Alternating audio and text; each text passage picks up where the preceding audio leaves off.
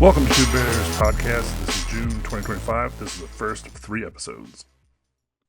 All right. Hello. Welcome back to Two Bears. Just so you know, just last week Podcast. we got our thousandth download. That's awesome. So yeah, so That's pretty exciting. I did realize recently, I don't know why this keeps popping up. I did realize recently that there is a very famous podcast apparently called Two Bears, One Cave. yes, And I was not aware of this when we made our name. But, all we have to do is become more famous than them and we're good. right, yep. And then people think that they copied us. So, how have you been? I've been good. This year's been this year's been slow for catering in Naples. It's it's the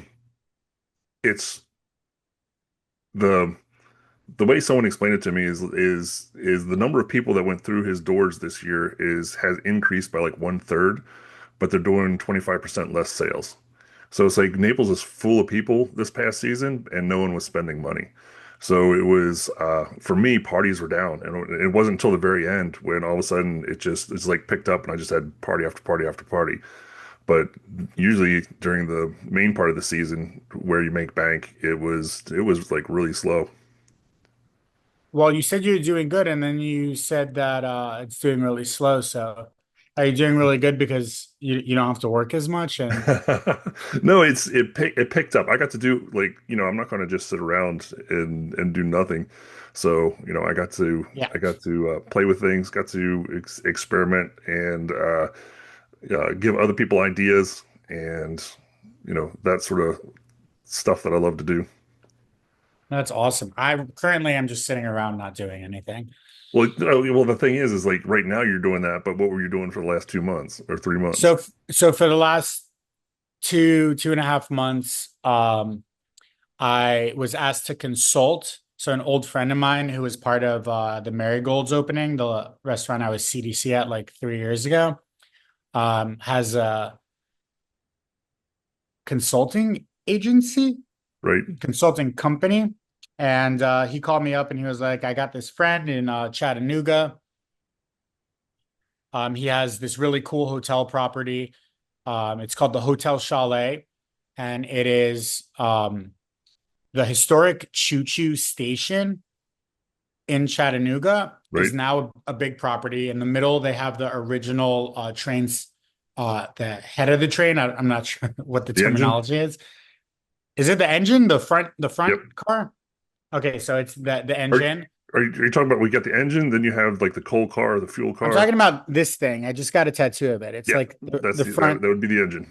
Yeah, so the engine. So the original one is there, and then they have like a distillery and a few restaurants and a comedy club and a beautiful park in the back. And then behind all that, there's the Hotel Chalet. Right. So um originally it was like a motel and it was very cheap because there's a music venue right across the street called The Signal that hosts like real like I saw Jimmy Eat World there in a probably 250 person audience. It was amazing. That's awesome. And so forever, this hotel was being used as a cheap place for people to stay for concerts. And this guy, so the friend of my guy, his name is Jake. He was the CEO or like the top of Seidel before it disbanded. Seidel opened all the Nomad properties, like very high end hospitality company. Right. And he formed a new company called Trestle. They bought this property. He has an amazing eye for properties and like seeing the diamond within. Right. So he buys this property and he turns it into a beautiful boutique hotel.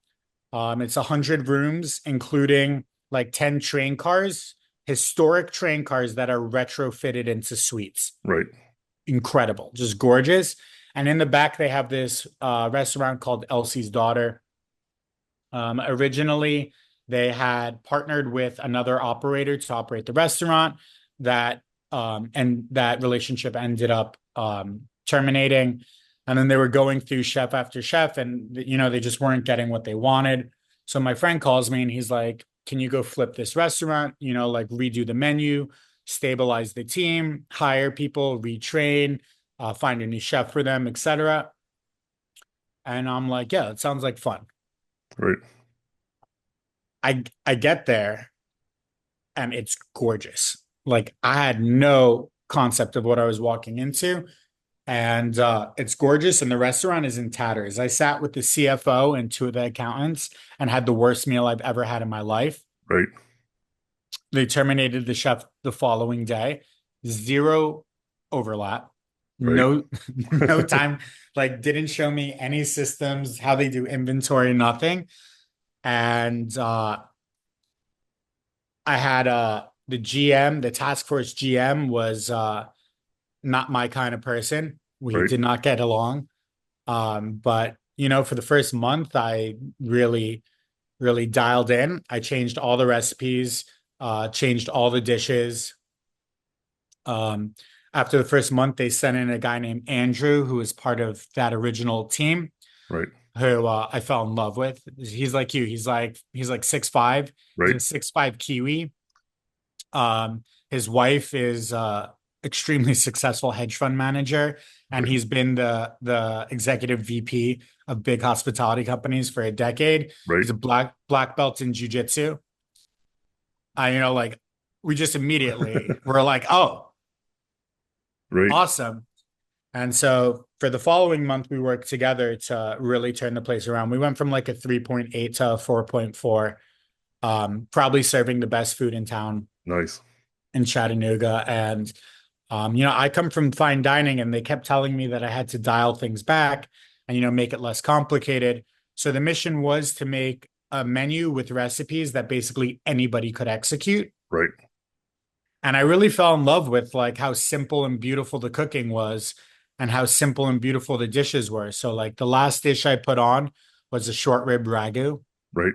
pappardelle with like a short rib. Short rib is braised in the ragu, Right. like foolproof. Right. Like Yeah. you build the whole thing in a hotel pan, let it marinate overnight, put it in the oven for 4 hours, done. Right.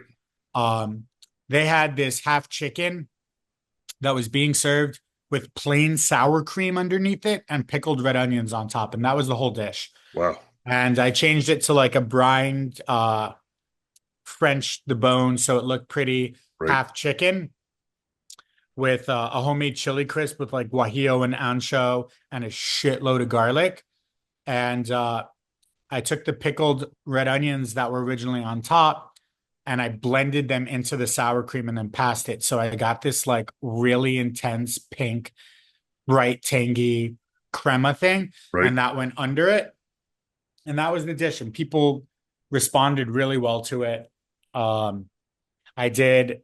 So I was eating around town trying to figure out, like what the people in this town like to eat and stuff. And I ate at this restaurant that served crispy Brussels sprouts on top of garlic aioli. Okay. Incredible. Like, so good. So I did my version, which is what I call black buffalo sauce. So it's like Right. soy sauce and charred aromatics, Okay. uh, cooked and then reduced down into vinegar. And then that is added to the classic like hot sauce and butter combination and served it with ranch dip on the side. Dude, like, you could spend $600 on fine dining and get 15 different bites, and Right. not one of them brings you the pleasure Right. of buffalo crispy Brussels sprouts. Just like it's crazy how much simpler and just much less, it's really less creative, like it's not about like this art that I'm making that like Right. people need to understand. No, it's about like, dude, that's delicious. That's crispy and fatty and salty. Right. This is a umami bomb. Right. Boom. Yeah. And I loved it. And it's I mean, even with the short rib pappardelle, it's even though it's so simple, but it's you have to get the technique right to be able to dial that in, just Yeah. just to get it. And a lot of times with comfort food, it is that technique and the style, the little thing that makes it a little bit better than the next person, even though you're doing the exact same thing. Yeah, so I kind of lied about the simplicity of that dish. Okay. So the short rib is cured and then seared Right. and then put into it. So there is a little bit of old school French Oh yeah. technique going in. But what's even more interesting than the food is that you experience this too. You were just talking about it in the beginning, how like summer's slow, so you're finding other things to do in the industry. I've gone from like running two Michelin star chef's table Right. to like making buffet food out of a food truck at a stadium Right. like that. And I actually got paid more to make the buffet food at the stadium. Oh yeah.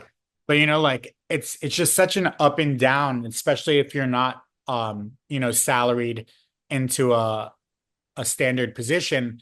And I was on vacation with my family in North Carolina when I got this call, and I had no idea what I was going to do this summer, no idea what I was going to do this year.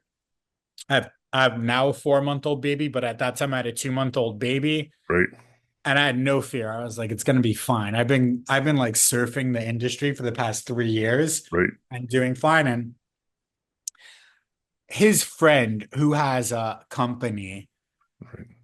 has a development company that has billions of dollars in capital that plans on developing for the next 10 years, like over 50 properties.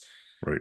And, going into it, I was kind of told, like, look, the contract is this, it does not involve creative input. For creative, we should be charging 3 times this amount. Your goal is to go there, retrain their staff, tweak their recipes, and stabilize the program. And I was like, fuck that. I hate this food. I'm not serving this food. Right. All new dishes, all new everything. And I severely over delivered. And in over delivering, I impressed some really, really cool people Awesome. who have now basically asked me to be like the culinary director for this massive company. That's a beautiful thing. So like not even like a chef job, like a suit and tie, hire chefs and guide them Right. job. And I'm like 35 and I've applied for director positions before and they love my resume and they love talking to me and then they see me on camera and they're like, "Oh." They're like, normally that job is for like people over 50 and stuff. Right. And I'm like, "Yeah, but I'm competent." Yeah, Okay. I promise you I'm competent, that's the difference. But yeah, so it's been really cool. Right now I'm in talks with three major development companies to be their culinary director or be in an advisory role. One develops luxury golf resorts. One of them is just a capital firm. Right. Like I'm not even sure what they do. Right. And then the other one is this hospitality development company. And I'm really excited. I'm probably leaving Miami. I might be going to Chattanooga for a year. Okay. Um, I can't wait to get out of Miami. Oh, the luxury golf one is based in Naples. Okay. So yeah, so I might be crashing on your couch while I find a place, but Sounds good. yeah, I'm really excited, man. I think that for the longest time I had such a huge ego, and I still do for We sure. we have to. We kind of have to. Oh, for sure. But like ego isn't uh one of the seven deadly sins, right? But hubris is, Right. right? So there's a huge difference between ego and pride and how you use your pride. Like you can be proud of what you do, or you can also be like self-righteously proud. Right. And forever, I grew up industry wise in the chasing stars. Everything Yep. has to be chasing Michelin, chasing James Beard, World 50 Best. Like, I want to be recognized. I want to be known as the best. And after I had my child, all of that just disappeared. right, I felt like I had to choose between like my own personal glory chase right. and what's best for my family. And I think I can make a lot more money not chasing stars and not really being famous and not being known as like, oh, look at this chef, and just be behind the scenes, like, Yeah, yeah. pulling strings. And There's a lot to be said for that, and it's you know, it's a new level of maturity, I think, when once you have kids. yes, it is. And all, but it doesn't mean you have to like bail on your dreams Right. of like, I don't want to have a restaurant. I got a bunch of tattoos yesterday, and my artist was like, "Where can I eat your food?" And I'm like, "Nowhere." Like no one is ever gonna be able to eat my food again. Um, you can also, I think there's also a huge level of maturity that we see in fine dining chefs who pull out of fine dining and go to casual. Right, Um, One of my idols is this dude named Schmitty. I forgot his first name, but he worked in fine dining with Brad Kilgore. I think Joel Robuchon, like that kind of stuff. right, And he got married and had two kids and moved out to Colorado to like a small town in the mountains. And he now has a sandwich shop, I think a pizza joint that's attached to like a brewery that he co-owns, and maybe one other. And his restaurants are the best in town. right. And, he's super happy. He created systems that like 25-year-olds can be running the business, Yeah, and everything's fine. And you know who lives in that town? James Hetfield. And you know who loves his sandwiches? James Hetfield. And he met him at his restaurant, and now he's buddies with James Hetfield. nice.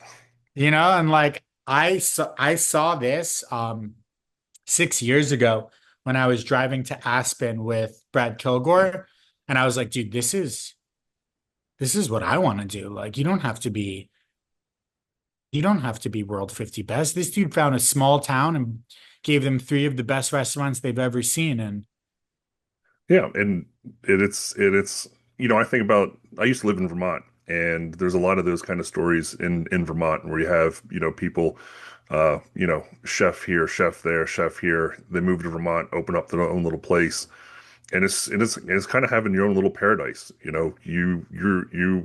put you take all the stress and everything off of going after the Michelin stars, the James Beard Award, and you just kind of put it in your own little hamlet.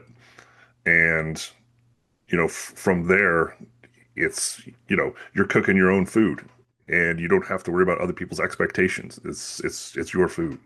100%, honestly, like I understand the validation of like getting up on stage and getting an award, but I think the validation of an entire town treating you like you're a local hero Right, because you gave them accessible, amazing food. That's another thing is accessibility, man. Like I'm at the point where I don't believe that the general population that goes to very expensive restaurants even appreciates what they're doing anymore. It's almost turned into pageantry to be seen in the restaurant and say that they've been to the restaurant. right, But I mean, I've been to it was top five in World 50 Best yesterday. It's called Enigma in Spain. It's Ferrara Andrea's brother. right, And it's hardcore molecular gastronomy. Super cool. 1,200 euros for two people. right, Um, we went and got pizza afterwards. And I'm not saying their food was bad. Their food was right, awesome. It was super cool, but like we right. left hungry, and like I don't remember the experience as like this mind-blowing experience. Whereas in Spain and Italy, I went to mom and pop places that I remember as like, whoa, Yeah, you absolutely. know? And In the kitchen of those places, like I understand that classic Michelin ratings and everything was always consistency, like doing the same thing over and over again and hitting the same mark. But it's with a lot of the molecular gastronomy, it's like you come in, you do one thing, and you do it over and over and over and over, and that kind of monotony always it always uh it sucks the soul out of it. yeah, And It it's also it also sucks the cooking out of it. right. And so with when we had founders, it was kind of like the farmer would walk through the back door and it's kind of like, what do you have? And it's like, okay, everyone, tonight we're cooking this. And And you got to know how to cook to do that. right. And so and it changed, the menu changes all the time, but also it gave the flexibility of, okay, what do you guys want to do with this? As a kitchen, what do you think would sell? What do you want to do? And it just you had the creativity, you had the technique, but also the changing of the menu, always kept it fresh. Yeah. So, Yeah, and a lot of like I'm not going to drop any names on in this call out, but a lot of the large format tasting menus, they do change their dishes every season, but right, they don't. They don't. Like what they'll do is like prime example, we had a dish on that was a momo, so it was a Himalayan dumpling. right, And it was in a 4-point shape. So there were four little cups at each point on it. And it was a pork vindaloo stuffing, a black garlic dough, right, and then a mango yuzu chutney in one and another chutney in the other, alternating. right, And that was served with a black pepper uh, verjus sauce, stabilized with kuzu. And so what for the next menu, we right, changed the dish. What do? We made a black garlic noodle with a little portion of pork vindaloo on top right, and dots of the same sauces. right. So completely different dish, right? But same components, slightly different technique. Um, and the dish is amazing. Both of Right. them, all the iterations are amazing, but like to me, that's just not the same as like the farmer or the fisher coming in and being like, yo, I have golden tilefish today. Right. Yesterday was snapper, the day before was halibut. All three of those fish get cooked very differently. Yep. They get butchered and cooked very differently. And I don't know, I just feel more warmth off of that style of food than I do off the tasting menus. And when you see a kitchen, like everyone loves a clean kitchen, Yep. but a kitchen with no chaos to me is crazy. Right. Like everything's just half of the dishes or more than half of the dishes aren't really cooked. They're like cold preparations or something that's pre-cooked and then warmed up. Right. And there's nothing wrong with that because it's efficient systems and that's how you create consistency, but it also just takes like the pirate out of the kitchen. Yep. And I'm a pirate, man. That's Like Did I ever tell you I actually advertised for cooks. Like I told them I was looking for pirates. Like that was in the description. Like that's awesome. this is this is what we're going to be doing. And That's and awesome. and people would come for to interview and stuff like that. And I just outright say, like, you have to be able to think on your feet. You have to be able to make decisions. This was actually it was on a farm, and farm farms work different when it comes to health inspectors. And I'm not saying this place was like any kind of sketchy, Are but there health inspectors on farms? well, yeah, they are. There's actually one place I work. They actually come and check the rhinoceros to make sure the rhinoceros is okay.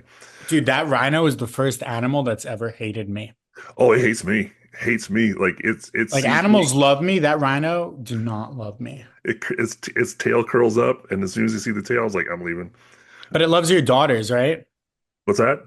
It loves your daughters, right? No, saffron. It hates saffron. I don't know about the other, but but to For get things, for everyone who's listening to this, it's a real rhino. yeah, it is. Don runs the F&B side of a really cool wildlife reserve, and they have like what is it like 4 ton rhino? It's Yeah, big. a giraffe, a zebra, camel. They just got a wallaby, which is kind of That's crazy. fun. Yeah, that's fun. Uh, but yeah, it's so the Department of Agriculture runs whenever you kind of do any kind of kitchen changes or anything like that, you don't necessarily have to go through the health inspector. You go through the Department of Agriculture. And so on the farm, whenever there's changes, like, okay, we're gonna knock out this wall. We're gonna build another room and put a refrigerator and a countertop in. I mean, it's like, you're shooting from the hip sometimes. And we were running primarily barbecue, so it was like uh, it was grueling work, but it was one of those deals where you had to be on your feet, thinking on your feet, because all sorts of problems would pop up. Gas supply would get cut off. Someone crimped a line.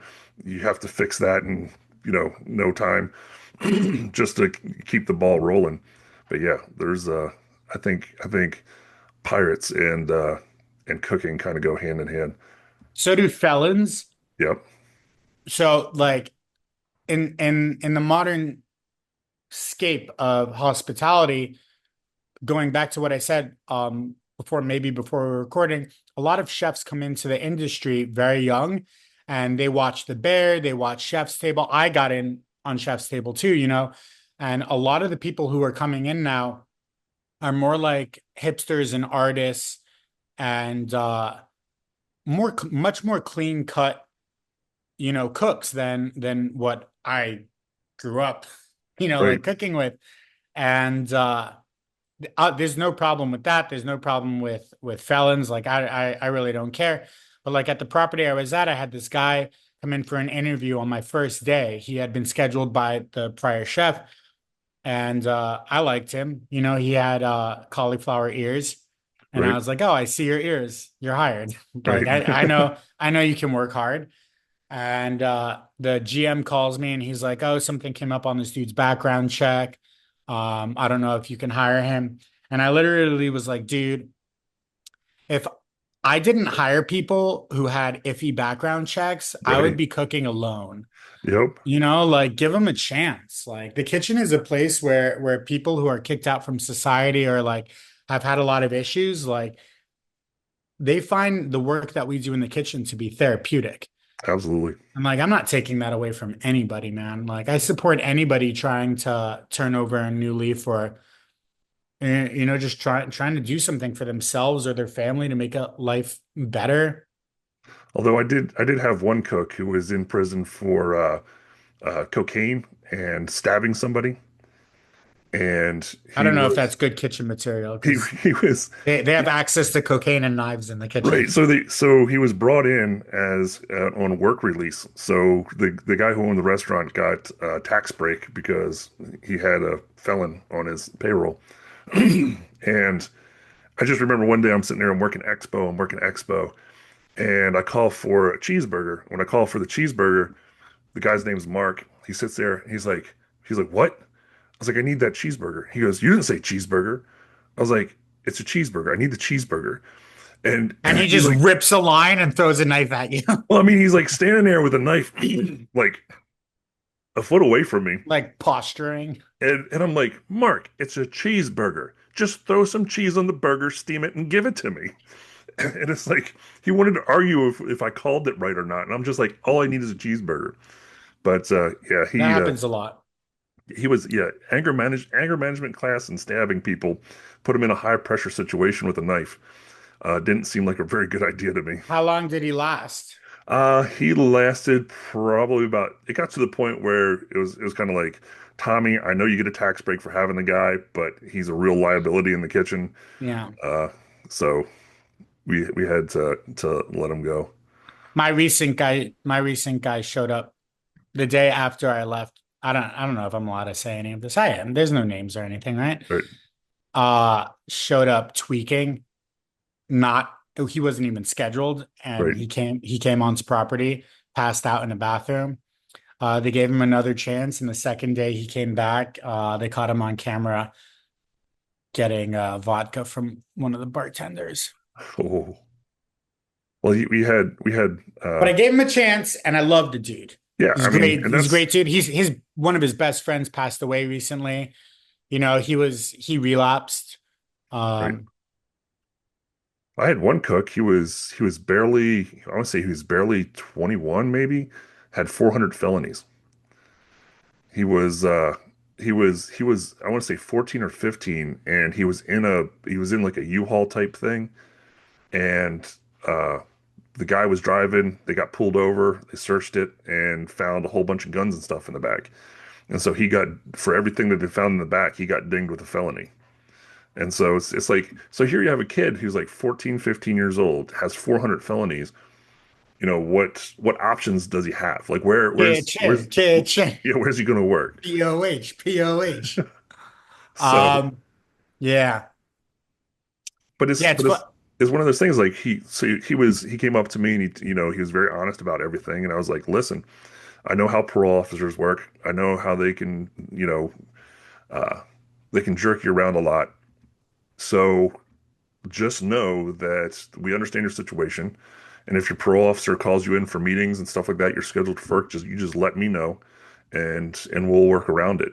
So that way, Absolutely. you know, he had something to look forward to and something to do. And there was no judgment in the kitchen. So Absolutely. That actually reminds me, in my tattoo session yesterday, I was looking at my fingers and I was like, I wonder if like any career criminals have gotten the ABCs tattooed backwards on their hands in case they're asked to recite the ABCs backwards, which no one can do. right.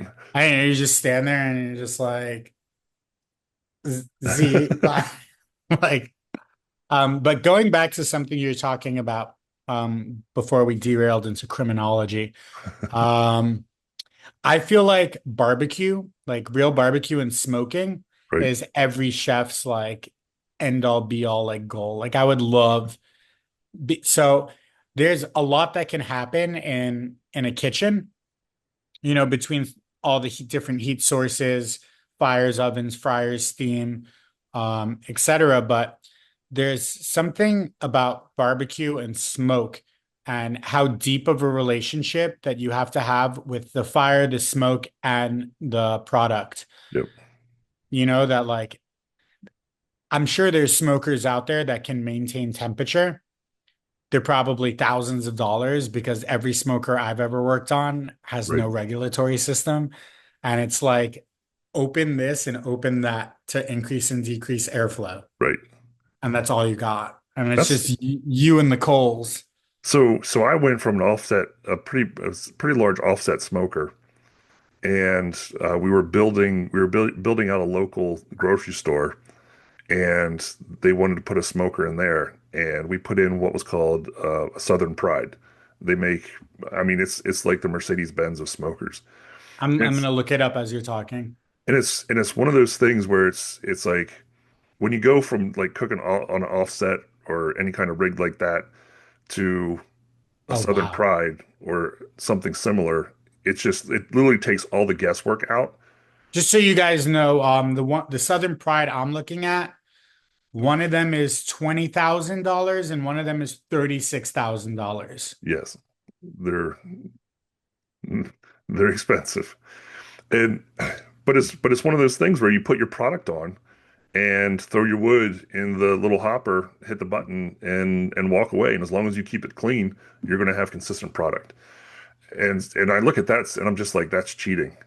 But then after you cook 700 pounds of brisket on an offset, You're looking for any cheat possible. it's like I've done that, I mastered it, I think I can do this, versus the other guy who just like graduates culinary school, comes in and just pushes three buttons and smokes 20 briskets. Yeah, so there's this thing about being a chef that like a lot of people get wrapped up in like the technique and like I'm not going to say the integrity because integrity can go many different ways, but like you're saying, like not cheating, not Right, sous vide, not using electric monitoring things. I'm a big believer in like if you run a steakhouse, you have a thermometer and you temp every steak. I do right, not believe in that.